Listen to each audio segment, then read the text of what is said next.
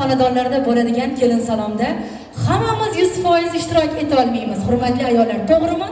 Bu xonadondan hali hech kim shu paytgacha norozi bo'lib ketmaganligini hisobga olgan holatda qisqagina, lo'ndagina, shiringina salomni qabul qilib olasizlar. Kelin boshi tayyor bo'lsangiz, biz ham tayyormiz. Qani ketdik. Bismillahirrohmanirrohim.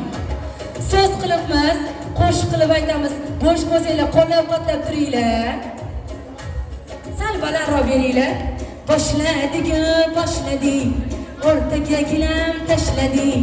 Qabul qiling, mehmonjonlar, biz salomni boshladik. Birinchi salom yosh ulug'larimiz, hoji onalarimizga bo'ladi.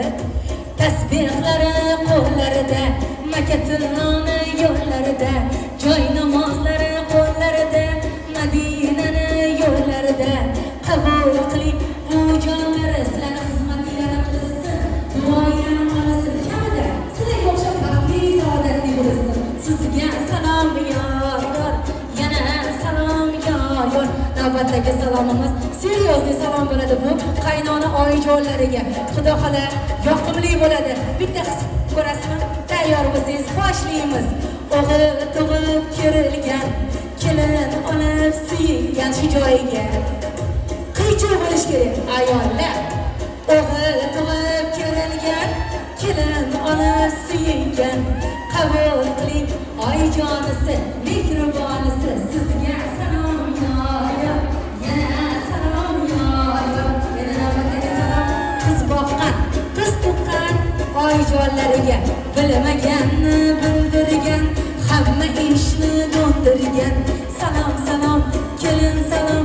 Onajonlardan Alloh rozi bo'lsin. Degan mehnatlaringizga rozi bo'ling. Bu yoqqa faqatgina shirin gaplar bilan sizga salom yor. Yana salom yor. Ana endi Abdulbasitjonga shundoq o'tirib olasiz kelin boshi. Kuyov bolasiz shundoq yuzlashib olasiz kelin boshi bilan. Tayyor bo'lsangiz, qani yigitlarning sardori, kelin boshimiz xaridori. Kuyov bolamizni do'stlari tashqarida, yo'liklarini, yolg'izliklarini bildirmaymiz ayollar. Kuyovlarning sardori, Diyora xonning xaridori.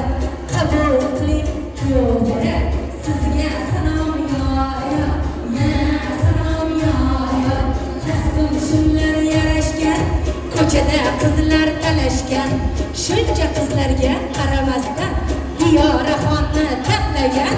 Kuyov bolaga yana salom, ko'p salom.